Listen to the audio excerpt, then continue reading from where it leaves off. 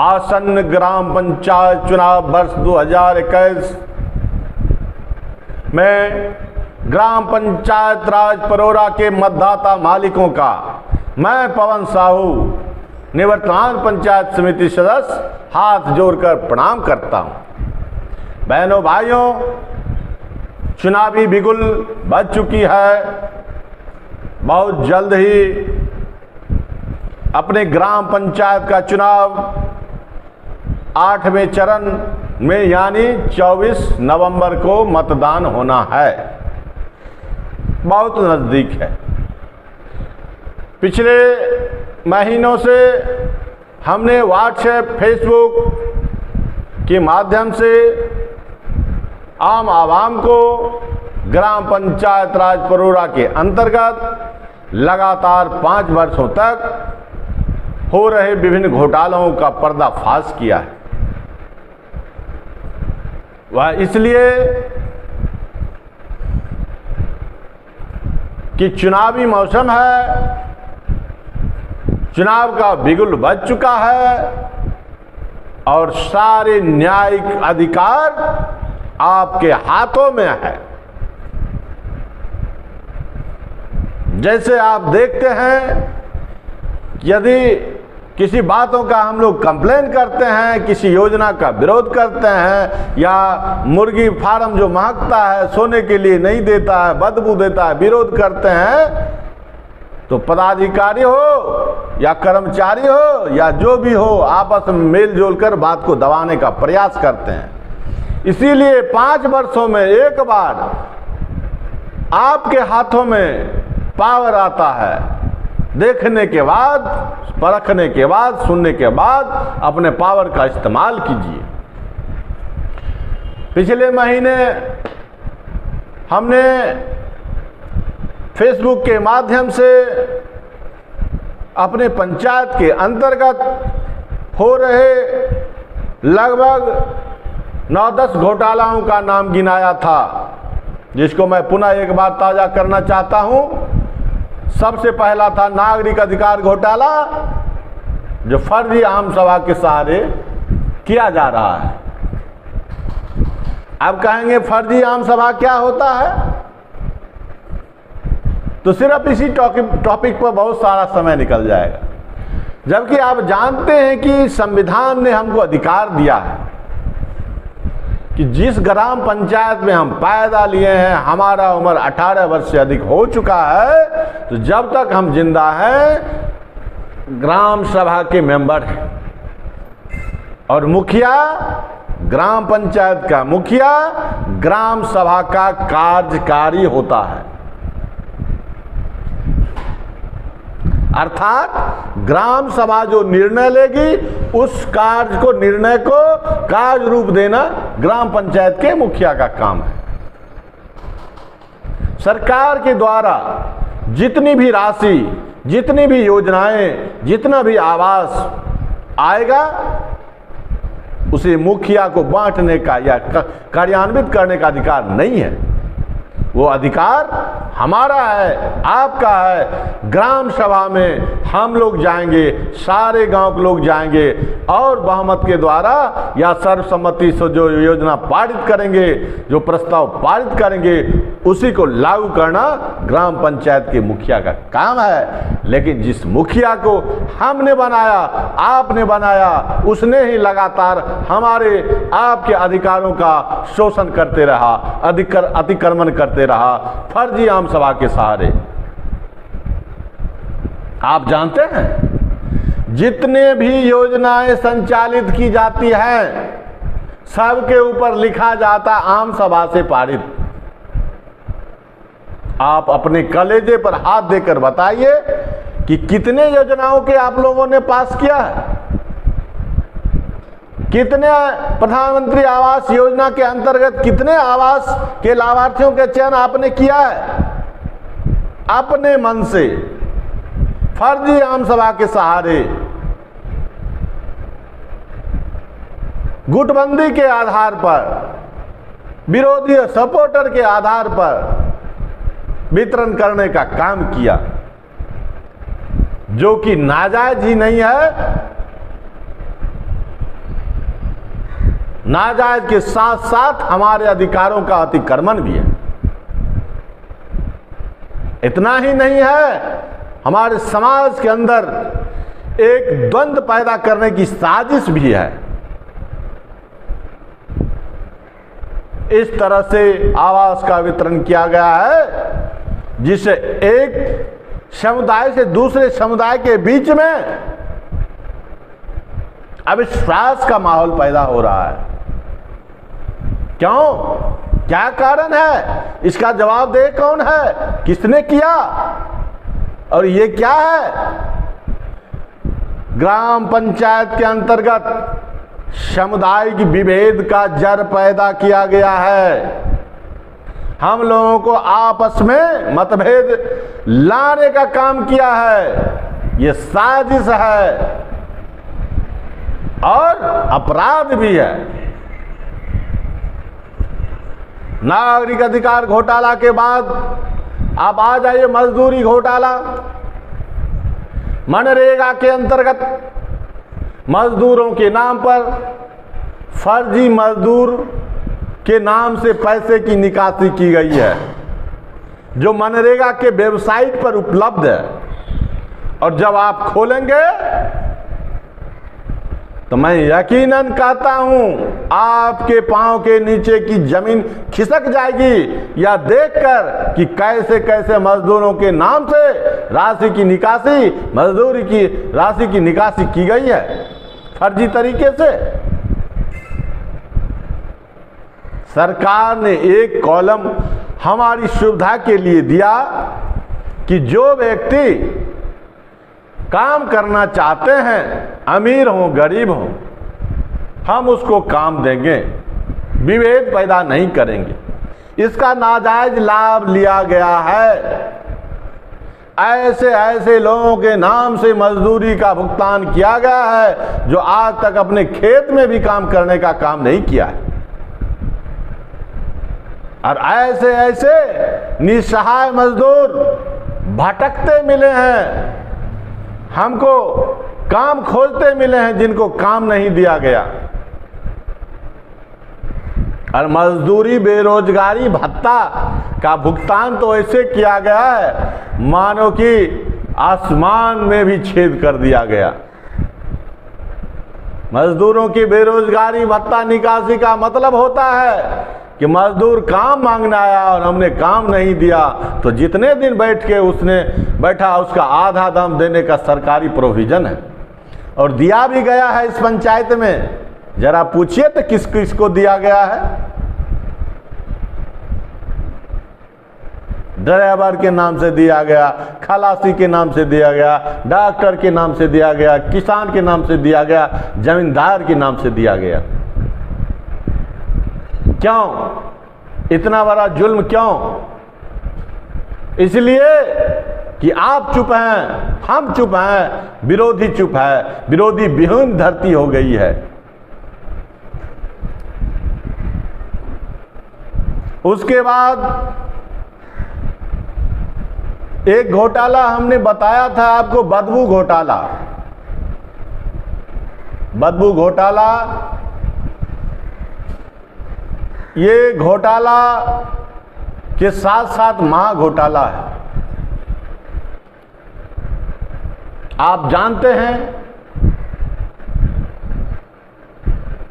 कि कोई भी काम आप अपने लाभ के लिए जब करते हैं तो उसमें सामाजिक व्यवस्था को कायम रखने के लिए, समाज के स्वास्थ्य को ध्यान में रखते हुए आप करेंगे, ऐसा नियम है, कानून है और संवैधानिक प्रावधान भी है।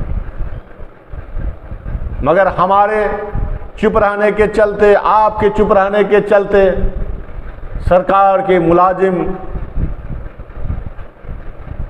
के गलत न्यायिक तरीके, लेन देन के तरीके के चलते आज जो अंडा फार्म की दुर्गंध से हम लोग झेल रहे हैं, अगर किन्हीं को पूछना है तो इसके आसपास के आबादी से जाकर उनके दिल की बात पूछ लीजिए, व्यथा पूछ लीजिए।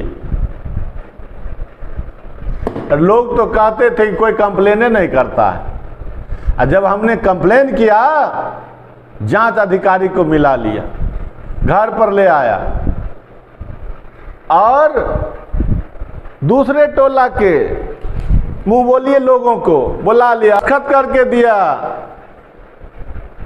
और हाकिम चला गया। हम लोगों को पता भी नहीं चला। बाद में एक दिन पूछे कि अभी तक जांच में आप नहीं आए हैं, हमरे पर गर्म हो गया कि आप गलत सलत कंप्लेन करते हैं। वहाँ के लोग कहता महकबे नहीं करता है, उसको इसलिए महकता है कि चुनाव आ गया है। अब आप ही बताइए बहनों भाइयों कि नाक लेकर आइए और देखिए महकता है कि नहीं महकता है। अगर नहीं महकता है तो 9 नंबर वार्ड में जो एक गरीब आदमी खोल रहा था, खोलने से पहले कैसे महकने लगा और सब लोग बंद करा दिए। इतना बड़ा बदबू, इतना बड़ा बीमारी का जड़ गांव के अंदर पाल दिया है, जिसको कोई कहने वाला नहीं है और प्रलोभन में आकर उसका सपोर्ट करता है। इतना ही नहीं, हम डुमरी ग्राम वासियों से भी अपील करना चाहते हैं कि आज जो आपको दुर्गंध की देने की व्यवस्था की जा रही है आपके गांव में बनाकर, आने वाले दिनों में देखिएगा डुमरी वासियों का जीना मुहाल हो जाएगा उसके दुर्गंध से।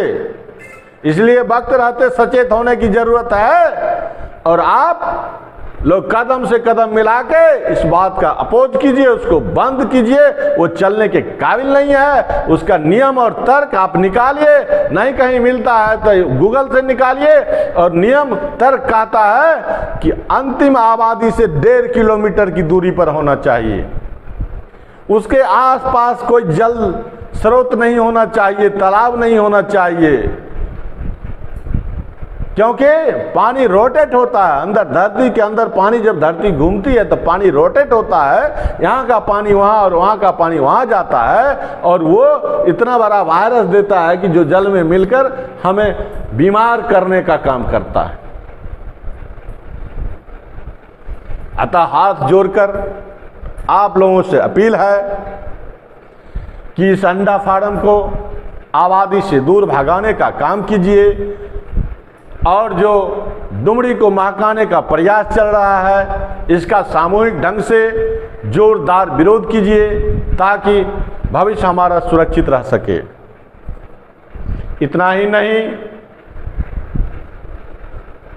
हमारे ही वोट के पावर से गांव के अंदर अंडा उत्पादन केंद्र खोलकर उस पावर का नाजायज लाभ ले रहे हैं, पदाधिकारियों को गुमराह कर रहे हैं कि जन समूह हमारे साथ है, बदबू नहीं देता है। पदाधिकारियों को मानना पड़ता है और माने क्यों नहीं। इसलिए आपसे अपील है, अनुरोध है कि सबसे पहले इस अंडा फार्म को बंद कीजिए और जो लगाया जा रहा है डुमरी को दुर्गंध फैलाने के लिए, डुमरी को बर्बाद करने के लिए, उसको लगने से पहले बंद किया जाए।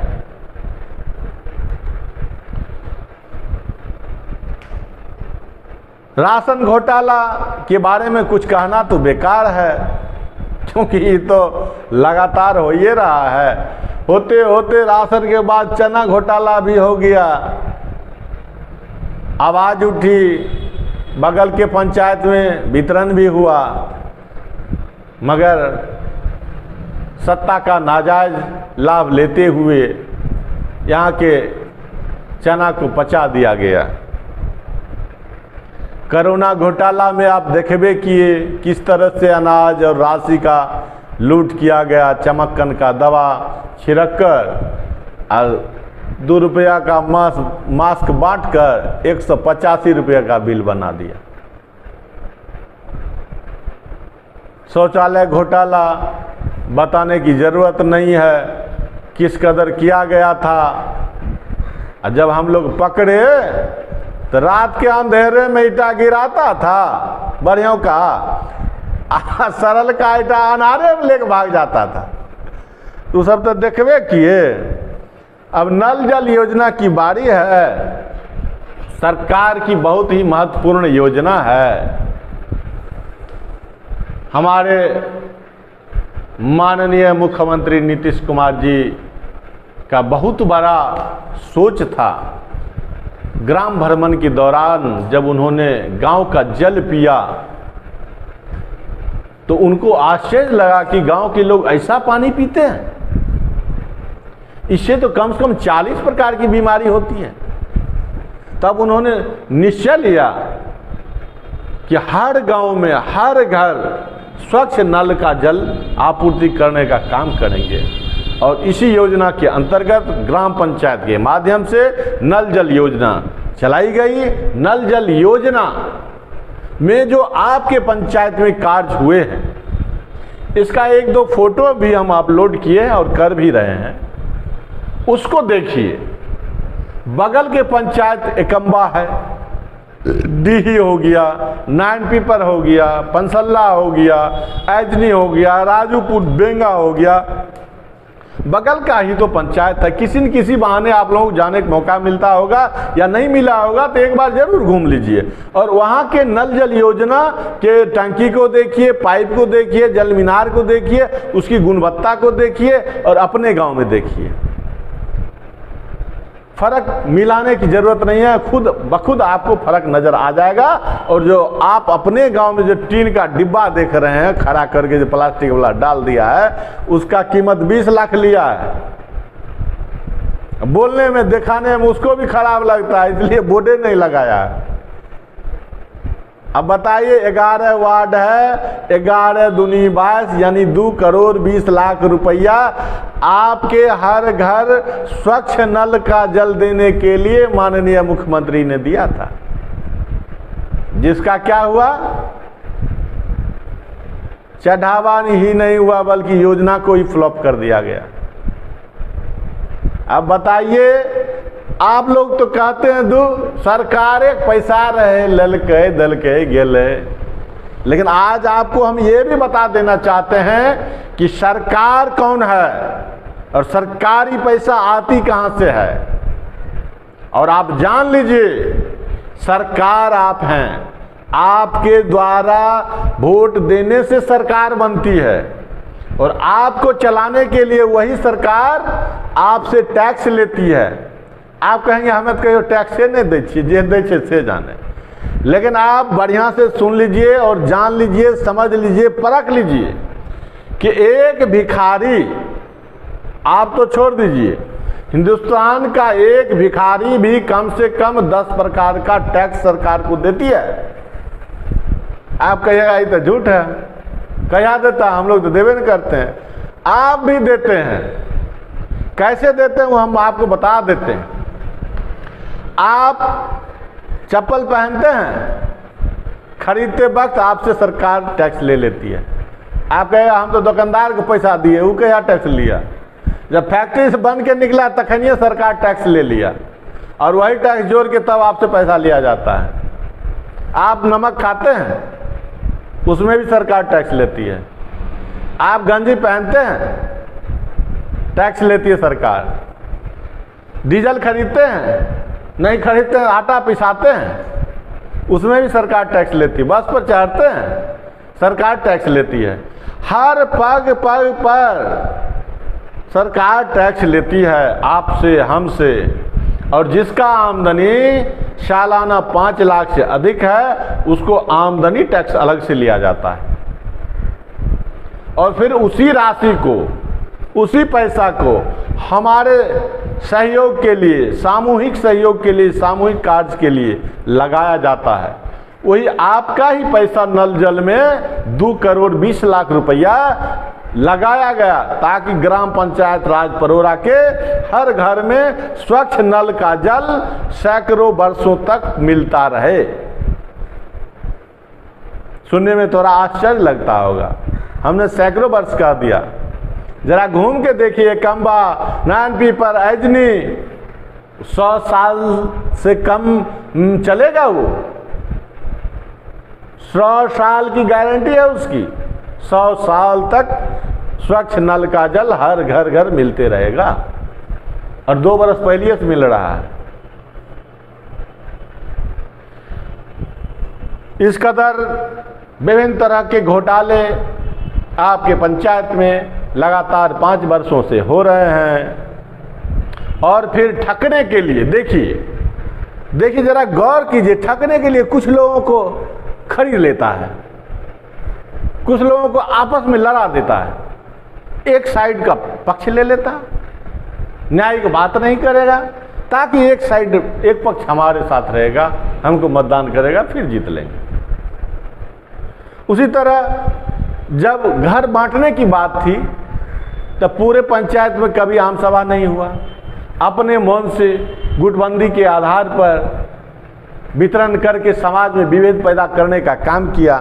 जब देखा अब चुनाव नजदीक आ गया कि घरे घर, अमीर हो गरीब हो, सभी अपना अपना आधार कार्ड अब बैंक पासबुक दीजिए, सबको घर मिल जाएगा, सबको घर मिल जाएगा। और नहीं मिलेगा तो अब ये है ना, लिख देंगे कि आप ही को मिलते रहेगा। बारे भैया, इतना चुतिया क्यों बनाते हो?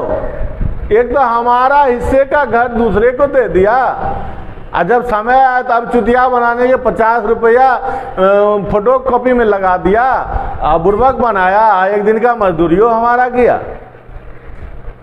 तो ये कब खत्म होगा? जब आप समझेंगे, आप परखेंगे, आप होशियार बनिएगा। इसलिए होशियार बनिए, कम से कम अपने बाल बच्चा को जरूर पढ़ाइए लिखाइए। अब धीरे धीरे बहुत पढ़ल लिखल हो रहा है, अब बहुत जल्दी ऐसे लोगों का सुपड़ा साफ होने वाला है। ठकैती उकैती नहीं चलेगा, जो ठक लिया। तो विशेष तो फिर अगले एपिसोड में आप लोगों से मिलेंगे, विशेष तरह के भ्रष्टाचार का जानकारी आपको देंगे। फिलहाल इन्हीं शब्दों के साथ आप लोगों से हम हाथ जोड़कर विनती करते हैं, प्रणाम करते हैं और पुनः मिलने का उम्मीद रखते हुए जय भारत, जय ग्राम पंचायत राज परोड़ा। बहुत बहुत धन्यवाद।